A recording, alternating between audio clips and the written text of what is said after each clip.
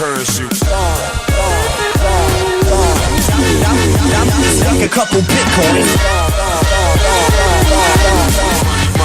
Money, Hold up on my Nakamoto.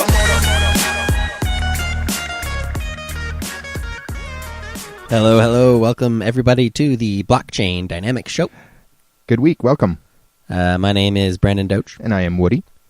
We're chilling here at Air by Trial Studios. The date today is Sunday, October 29th. That's right, and it's episode number 85. Here we are, a very spooky Halloween show here. Right, Halloween-themed show. An unannounced Halloween theme, no. Let's see here. We are brought to you by Cryptopia. Cryptopia.co.nz. Check them out. It's an altcoin exchange. They got a bunch of other features, though, like forums. It's good stuff. Yeah, love those guys over at Cryptopia. We're going to be giving away 5,000 DOT today. We do that in a trivia question.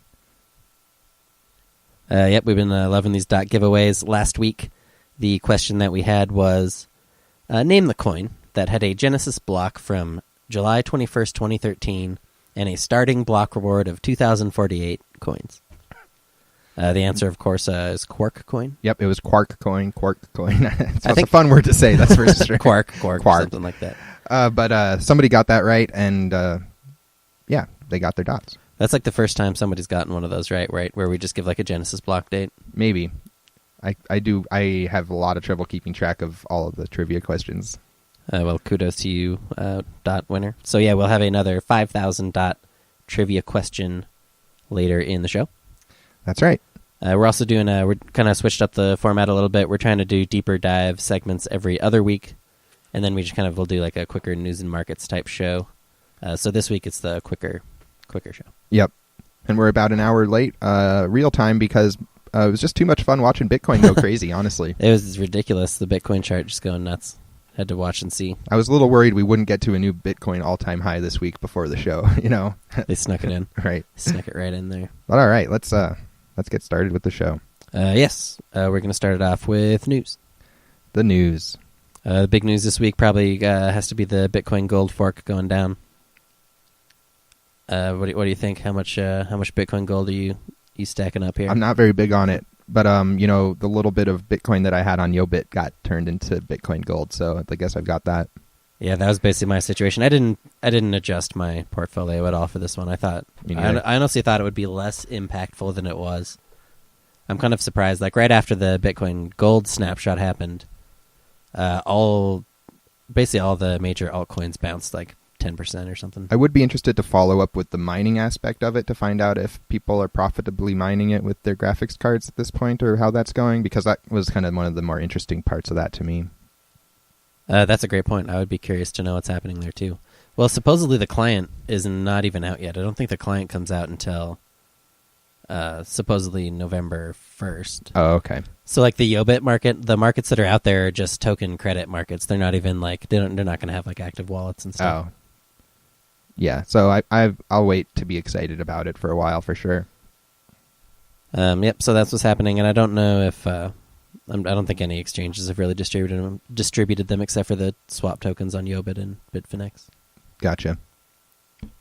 It's trading on those sites though, you're saying? Yeah, you can trade. You can sell. You know how YoBit always does like those pre. Yeah, I guess I did know I had those YoBit ones, but so I guess I knew that, but definitely not super keen on it.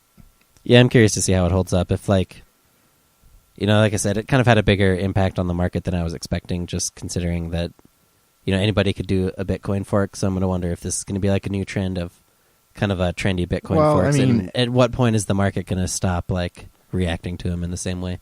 Well, a big part of the reason that it seems significant is just because of the timing, basing it right around the time of a fork that is significant. That's a good point. So you think maybe just they're kind of piggybacking on the SegWit 2x situation? Yeah, and the fork before it as well. Right, that makes sense, actually. I hadn't considered it in that light. But, in the perspective of what these markets do, that is totally meaningless, too. Especially when YoBit's issuing ICO tokens or whatever. Yeah, exactly. I mean, tokens, IOU theoretical tokens. Yeah, I love that stuff. Yeah. Let's see here. So yeah, that's the Bitcoin Gold fork. It happened. If you had Bitcoin, you can, once the client comes out, you can claim your Bitcoin Gold, or if you had them on Yobit or Bitfinex, I guess you can already redeem them. All right, what else? Let's see. We have Intel has agreed to integrate some of the Ledger Nano software in this SGX product line they have. This stuff's a little bit over my head, but I thought it was cool. Cool, yeah. I think it's a little over my head as well, but it does sound interesting. The SGX is their software guard extensions. And it's like if it's a CPU level method of masking, I guess, what's going on in the CPU or something like that. I might not fully be on top of this one, but... How does it relate to the Bitcoin wallet? That's a great question. The tie-up sees Ledger integrating its operating system into Intel's software guard extension secure storage product line. So maybe just something that they developed became really useful in a slightly different application. Well, they're saying it allows you to store your cryptocurrency holdings. How does that apply to something that's like most of the software guard extensions are stuff that happens at the CPU level? Does that really make sense in the context of one of these wallets? Right. Or is it operating maybe at a different level than those other things? Like maybe it's some other type thing. Or maybe they're integrating the hardware wallet into the CPU. I don't know. But that's out there. That was in the news this week. All right. It can't be a week without some 2x news at this point, right? You got to catch up on Segwit 2x, man. We haven't been talking about China lately, though. The China news this week is supposedly that they're going to allow trading again. So it's the most classic piece of China news that you can ever have, essentially. The China bans Bitcoin news followed up by the China unbans Bitcoin news. I love it. It seemed like that was kind of the plan, though, too, but they just needed to sort some stuff out. At this point, I don't really trust either side. Like, I'm not convinced that they're going to re-allow trading, nor am I convinced that it was ever actually that meaningfully banned. Although this one, I mean, those exchanges did shut down. That's a pretty big deal, obviously. But the exchange is shut down, but I think people probably have to be kidding themselves if they think that Chinese people stopped trading. Right, exactly. But it would, you can imagine it affecting larger scale traders, although they probably have access to better ways of getting around it, too. I wonder. So what about our 2x news here? 2x news this week. This guy, Jeff Garzik, apparently is a developer of Segwit 2x. And they're saying essentially that they're still planning full steam ahead with the fork. That's not surprising. In spite of the kind of mounting, I guess, criticism or whatever. That doesn't surprise me at all. I can understand how it's becoming more and more contentious as it gets closer, but they're basically doing exactly what they said they were going to do months ago. Right. Yeah, exactly. As I've said before, I was thinking Segwit 2x would kind of be a done deal just based on the miner support. And I've been consistently surprised by the ability of just more regular node operators and stuff to influence the system. At this point, it has been seeming increasingly likely that the Segwit 2x thing basically won't really happen in a meaningful way. Like, it's not going to be considered the main chain. Right. A lot of places aren't going to call it Bitcoin, is what you mean. Yeah, exactly. And I feel like that makes sense. Just that one piece of marketing is crucial, but also the other relevant indicators. Is the hash power actually going to switch over? Right. It is a really relevant piece of marketing. I can understand why there's so much fighting over it, but I also think that, if there is a technological benefit or disadvantage to the things that people are arguing about, then that should prove itself over time, regardless of whatever the name of the token is. Right. I think the thing that these forks always come down to is people have these ideas about, like an idea of what they want to fork the code into, but then when it comes down to the actual technical aspect of having somebody come into the system, develop that code, and release it, people have built up trust, I guess, in the core team for a long time to actually handle those releases in a way that keeps the whole thing kind of secure and operable. And especially what we learned with Bitcoin Unlimited is that you can't just rely on anybody to develop the client for you. Right. So they do have some high-profile developers on Segwit 2x, but there's still that uncertainty out there of like, oh, these guys are just releasing a client. How do we know that it's... Did they do their due diligence? Yeah, is it exactly. going to work? Yeah, totally. And so that uncertainty kind of, I think, creates a really strong headwind for any of these hard forks. And I think that's part of the reason why you're seeing the efforts to obstruct them and stuff like the UASF be so successful is that people don't trust these clients that are coming out, and they'd rather just stick with something that's been more reliable. That makes sense too. Absolutely. I think there's a lot more space for all of it to exist than people maybe are wanting to accept at this point. But yeah, it does seem increasingly likely, I guess, at this point, maybe that there will be a fork and that it will be contentious. That's some news. That's just the Segwit 2X news this week. Also, in the upcoming events category, we got something coming up here on November 4th is the next Byteball Airdrop, if you're into that. Cool. This is so something like Byteball is really similar to these super hype Bitcoin snapshots. Yeah, I think back to Clams. Right, yeah, exactly. This really isn't a new concept. That's kind of one of the reasons I'm surprised Bitcoin Gold got so much attention, is because people have been doing these Bitcoin airdrops or swap type things for a long time. Yeah.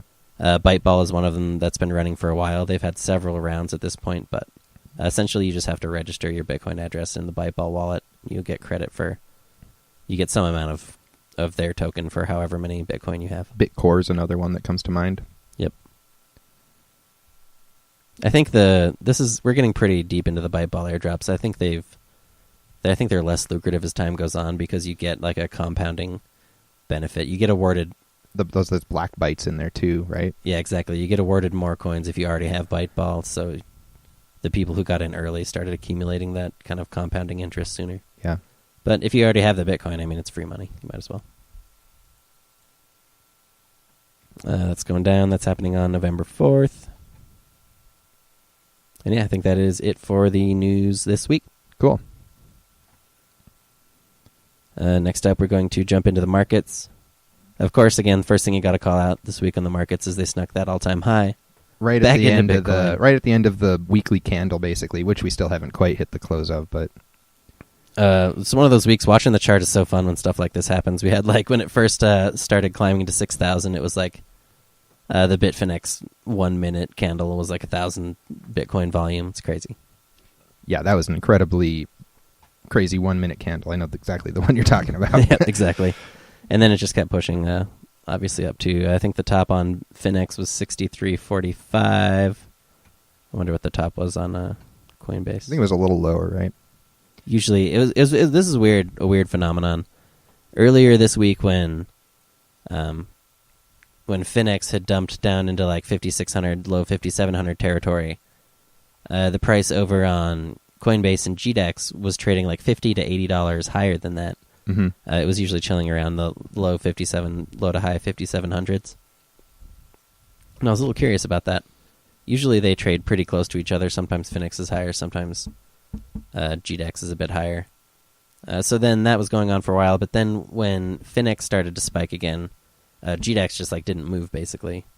And then eventually Finex catches up to GDEX, and then by the time that this big pump happens, it's trading like $100 to $200 more on Bitfinex than it was on Coinbase. Yeah, it really that Bitfinex momentum just took over really quickly on almost that minute scale. So yeah, it's cool to see. I always wonder what the what the underlying factors are. Is it just a couple of big traders on different exchanges making their moves at a different time? Or yeah, I'm sure it's always a all combination operating. of factors, of course, but when you see that much Bitcoin get bought in 1 minute, it sure starts to feel like one person buying a lot of Bitcoin. Right. Yep, totally.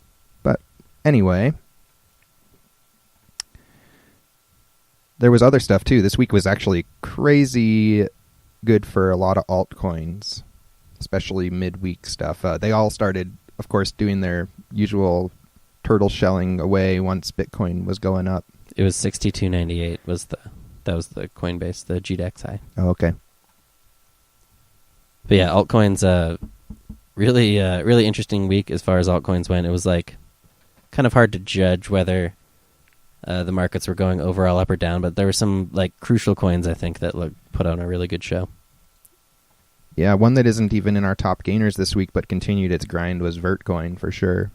Yeah, Vertcoin, we've joked about it before, but there's something heartwarming for me about seeing Vertcoin move because it's always been one that kind of leads the charge in terms of just setting off some of these other huge pumps. We saw it in 2015 when it was one of the longest altcoin bear markets that we'd seen at that point. And then Vertcoin just comes out of nowhere and is like the only coin and just does this huge, like, 200x crazy spike. Yeah. And so now to see Vertcoin again spiking after a long alt downtrend is kind of cool to see. Yep. Another one to shout out that got a huge increase during the middle of the week like that was Feathercoin too. Also Viacoin. Yep, Viacoin as well. I'm kind of surprised for all those coins to have spiked so well but not have ended up in the top gainers this week. Yeah. But, that's pretty common, I think, too. Looking at the top 100 altcoins this week, we had 62 out of 100 made gains versus US dollar, only about 40 out of 100 made gains versus Bitcoin. Gotcha. But they actually did gain ground overall versus Bitcoin, up about 2%. So even with Bitcoin up 4% this week, I was at 61.92 when we did the snapshot. Even with Bitcoin going up, we still actually had the top 100 overperforming Bitcoin a little bit. That's a massive improvement from last week. Yeah, exactly. We've been seeing them just get crushed. But we've also seen a couple times where it kind of looked like they were bouncing and had then resumed the downtrend later. Right. And so I think Bitcoin also, part of that to keep in mind related to that is that Bitcoin's rise occurred pretty close to before the show. Yeah, that's right. when a lot of those alts started reacting. That's true. So yeah, it's interesting. It begs the question of, these indicators maybe look good for an alt rally, but if Bitcoin decides to break out again and does another 10% spike or something, I would be surprised if we didn't see altcoins once again get beat up a bit. Yeah, it's amazing how looking at the Ethereum and Bitcoin charts are almost just inverses of the movements. When Bitcoin's price goes up against US dollar, Ethereum's price just drops versus Bitcoin. Yeah, it's been almost funny to the minute. It's been funny how that's been tracking with Ethereum and Bitcoin for a long time. But then when the divergences do happen, it tends to be in a huge way, right? Like right after the Bitcoin gold thing, when Bitcoin started dropping, and Ethereum just goes up 10% all of a sudden. It's kind of, if you're somebody that's used to seeing them kind of take a similar direction, especially on the US dollar market, it's always really funny when they break out in a totally different direction like that. True, you don't want to get stuck in a pattern like that and then take it for granted. During the Ethereum pump, when it was pumping most relative to Bitcoin, like when it got to like 0.15 or whatever, it had that same correlation with US dollar that you could see where Bitcoin would go up and then Ethereum would go up, but it would also go up against Bitcoin, and so it would get these huge volatility spikes kind of in tandem with what Bitcoin was doing. Right. But that seems to have, that trend kind of basically reversed itself as it's lost ground versus Bitcoin. Let's see what else is going on in the numbers here. The median in the top 100 actually lost about 2% versus Bitcoin. So that's kind of the normal deal where the big winners will pull the rest up. Sure. And some of those big winners at the time of the snapshot, Status was up 34%. Bitcoin Cash showing strength up 32%. Syscoin up 29%. And IOCoin up 29%. Which is actually interesting for a week like this where alts were outperforming Bitcoin. Those actually big gainers are surprisingly small. Last week we had Vertcoin up like 100 some odd percent. Right. And a couple others with big gains on that category. Yep. To have only 34% on the big winner this week. It's a little surprising, and it tells you that a lot of the gains were felt more across the board maybe than usual. Definitely. I think you're right about that. And also, once again, that final push of Bitcoin up at the end of the week really sent a lot of those weekly winners down at the end. Yeah, we actually calculated the numbers a couple hours before, and it was like just that one final push on Bitcoin caused like a 2% adjustment down for altcoins relative to Bitcoin. Yep. So those are the gainers. As far as the losers this week in the top 100, we have Zcash, that's down 31%. Chainlink down 30%. Metaverse down 28%. And Kin, that's that new one from the Kick company, that's down 10%. All right. Dropping off the list was First Coin, Regal Coin, Ash, Sprouts, and Centra. Jumping into the top 100 was iExec RLC.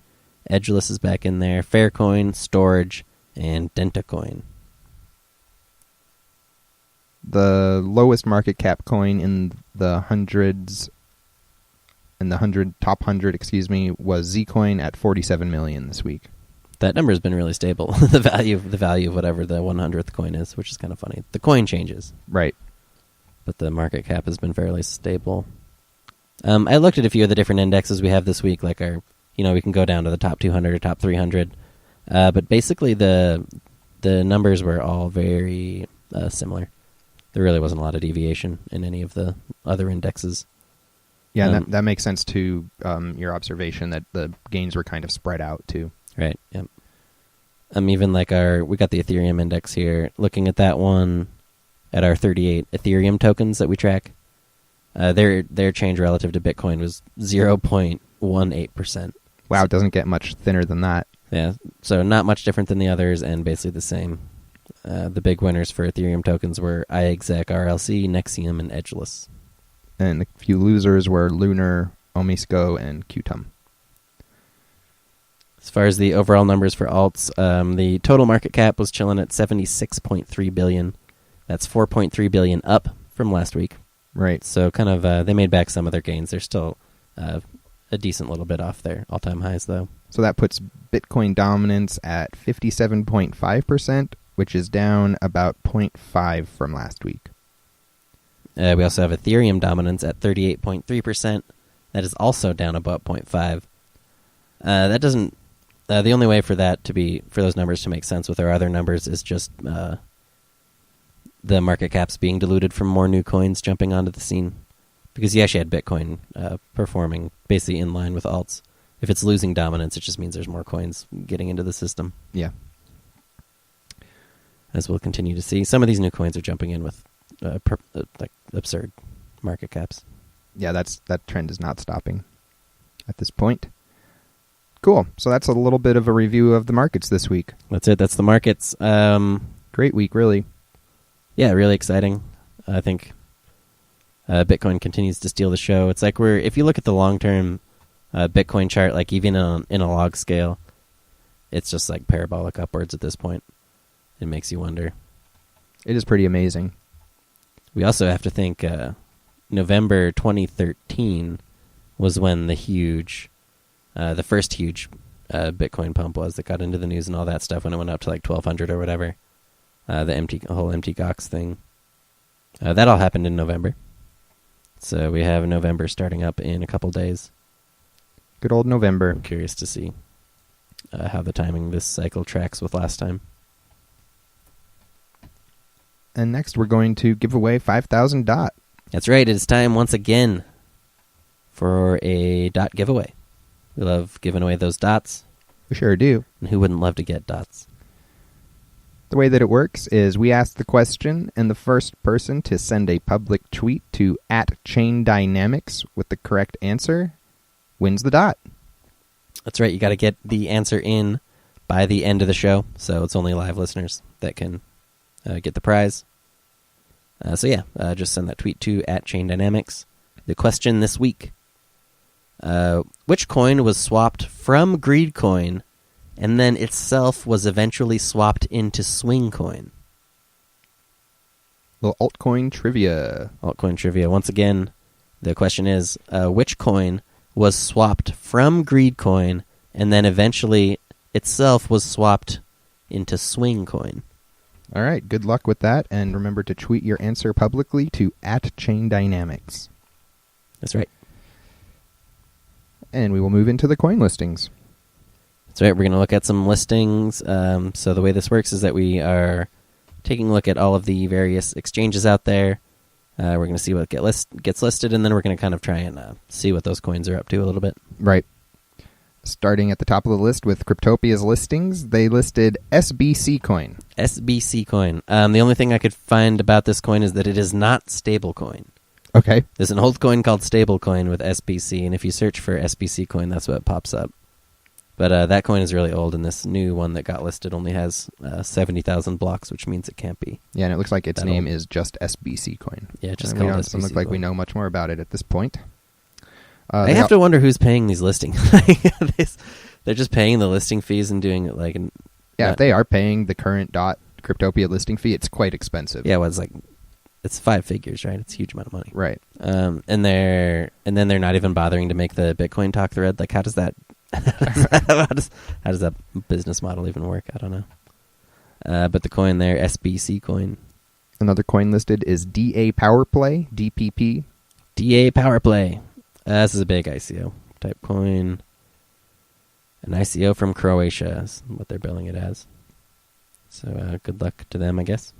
They also listed Compound Coin, Compound coin. I was a little confused by this one at first, but they're saying it's a swap from like a really old, super dead coin called UK coin, like from 2014. Right. And so there's a huge pre-mine for the swap, and then now they're getting it listed on Yobit and Cryptopia and all this stuff. And the current chain looks like it's got both POW and POS, proof of work and proof of stake. It's another X11. Those are getting just more and more popular. Does this one also have master nodes? So they go in the full... the full dark coin route. I don't see them.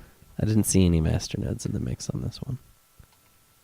No, they're calling it compound coin this time. I guess if you had some UK coin, you might as well claim your compound coin. But so, if it's a working proof of stake blockchain, it's not the worst coin in the world. There it is. Up next is PURA coin.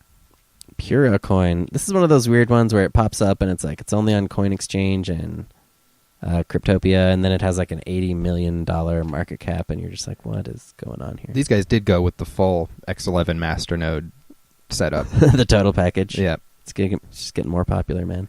This is swapped from another coin called iCash, and I don't actually know enough about iCash or the distribution of PURA to really be able to say whether it was interesting. So this has a lot of similarities to compound coins historically, like that. So iCash actually looks like this came out in March 2015. That's pretty damn old. Yeah, that is.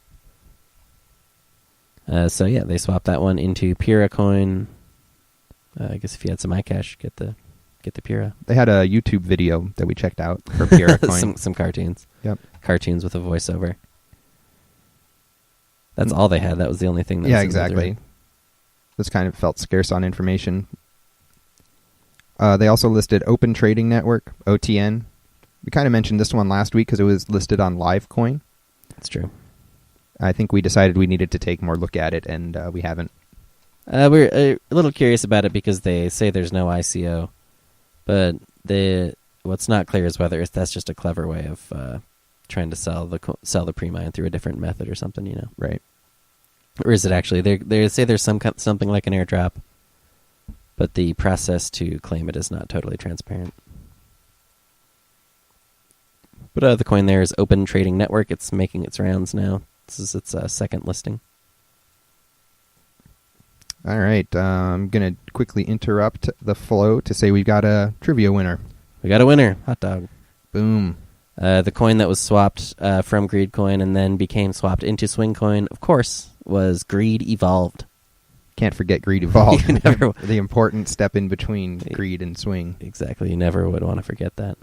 Kudos to our dot winner. We will hook you up with your dots after the show. Yep. And so continuing on with the listings here. That's right. We're still in the Cryptopia listings this week. Next on our list is Copper Coin. Copper Coin, get this, is a global decentralized currency. Oh my God. Is it mathematics? I'd be surprised. Mathematics securing the network.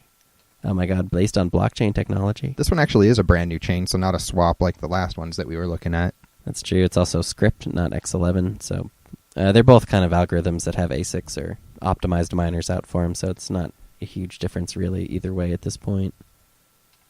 Unless you're somebody that has either or of those kinds of miners. This post is confused about how many coins are going to be generated, which is never super encouraging to me. It's a pretty low effort situation, right? They got like you said, the numbers in the thread don't make sense. It's like block reward 200 copper, 1 million blocks, but the total supply is 84 million, right? Shouldn't it be 200 million? And even that doesn't make sense because it has proof of stake, which not only means that you couldn't calculate how many coins there would be ahead of time, it also means that total coin supply number is meaningless because there'll be interest on the coin. I think that when people sign up for like these wallet cloning services, it lets them select that parameter, but I don't think they realize that the parameter they're selecting doesn't actually affect the supply of the coin. Mm-hmm. That's a copper coin. Yep, it's out there. It's once again, I gotta wonder how does a coin that looks like there's so little effort put into it cough up the money for these listings? For sure, it's definitely interesting. But I didn't see a pre-mine on it, so that's I guess a bonus. Yeah, of something. Let's see here. Next on the list, we had a DFS coin. DFS coin looks like a ICO based around a fantasy sports idea. Yeah, this one's weird because it's an ICO, but it's also still just another one of these X11 proof of work, proof of stake type coins. Like, yeah, and it has proof of work, which is like almost such a small amount of the distribution that it seems totally meaningless in this particular coin. But they're saying it's going to be a token for fantasy football websites. Kind of the usual list of promises here on this one. Yeah, people have a good point about fantasy football being a giant industry when they make these posts. I mean, we've seen so many of them, but really doing that better than some of the people that are already doing it off of the blockchain would be the biggest trick. Right, exactly. And once again, there's no, like, the coin itself just looks like another generic clone, like a generic X11 type clone coin. So how do you trust them to be the ones to actually deliver on the rest of the platform? You know, another coin that got listed is Engine Coin. Engine. ENJIN. This one's another Ethereum ICO.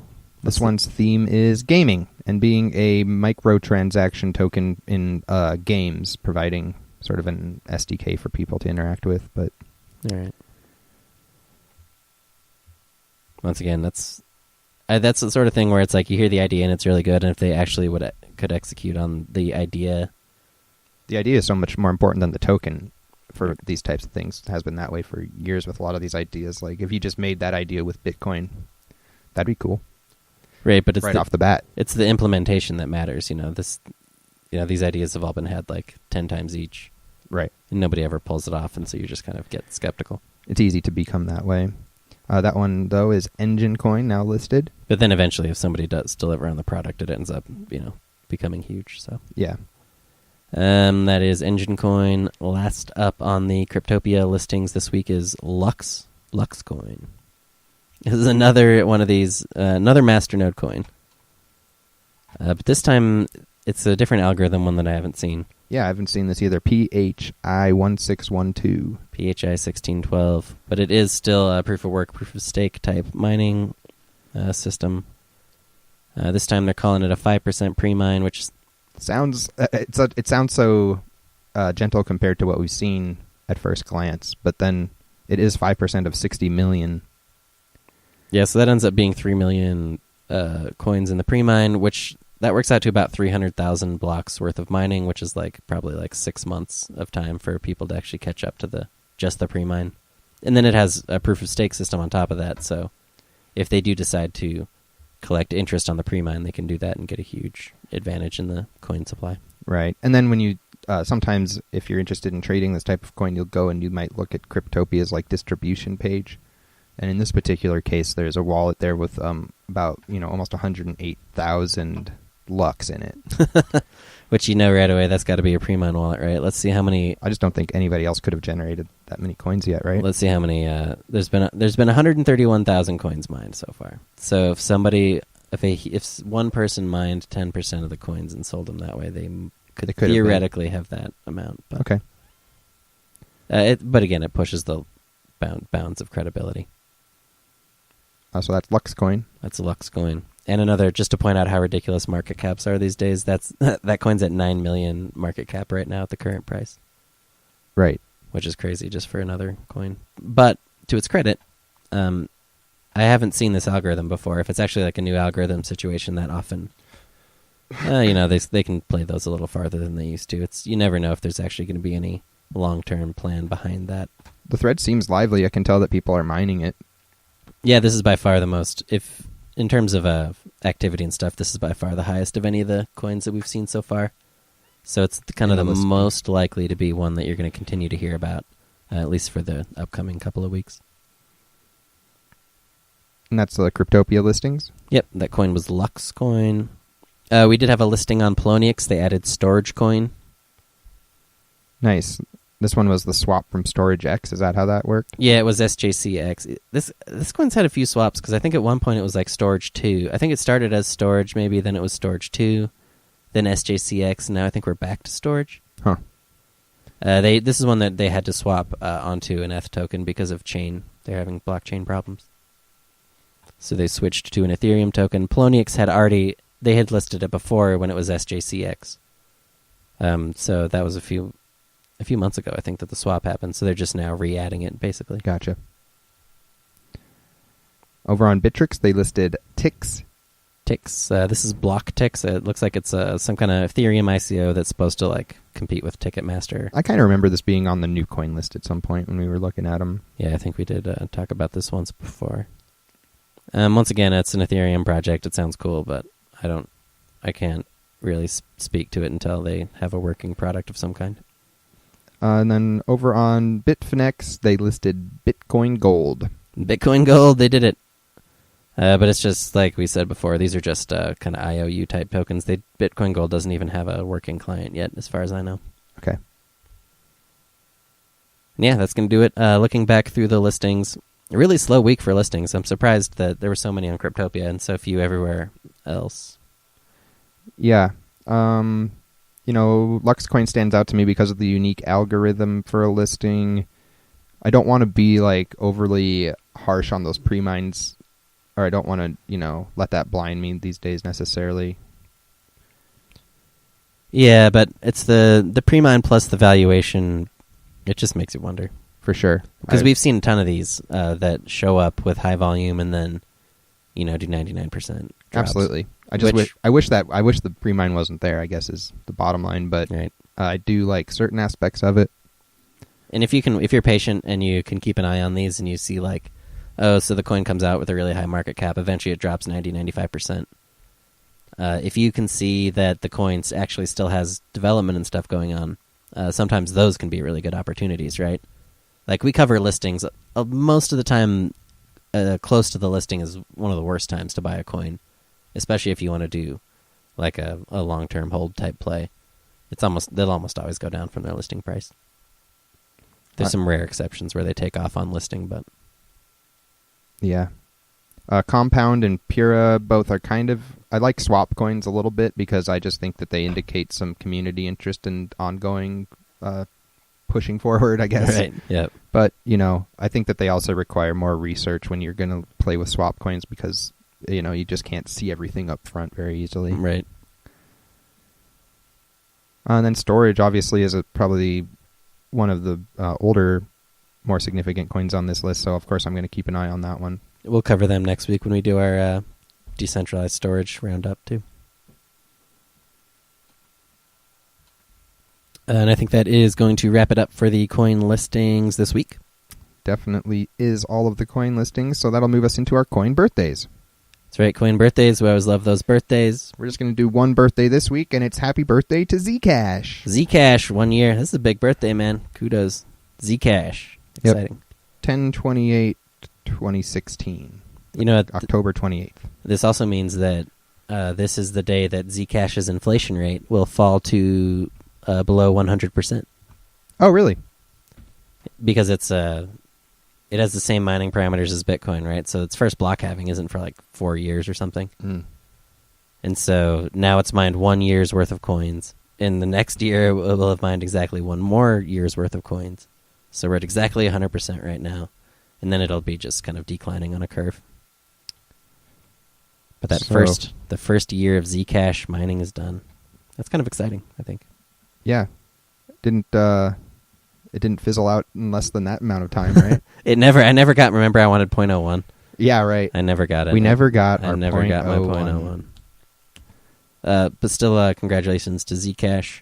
There's really a lot that can go wrong with a coin like Zcash, so I got to give him props for surviving.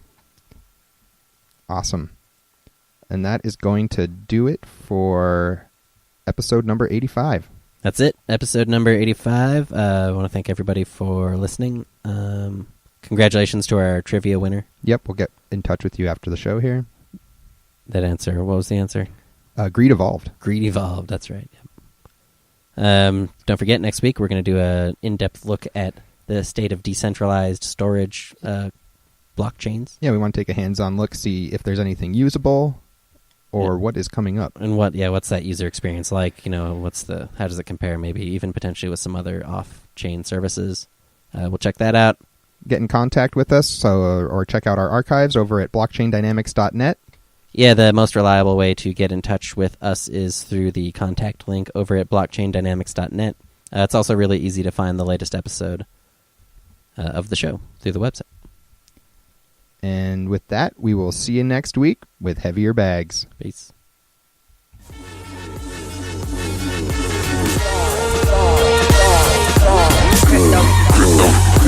Currency.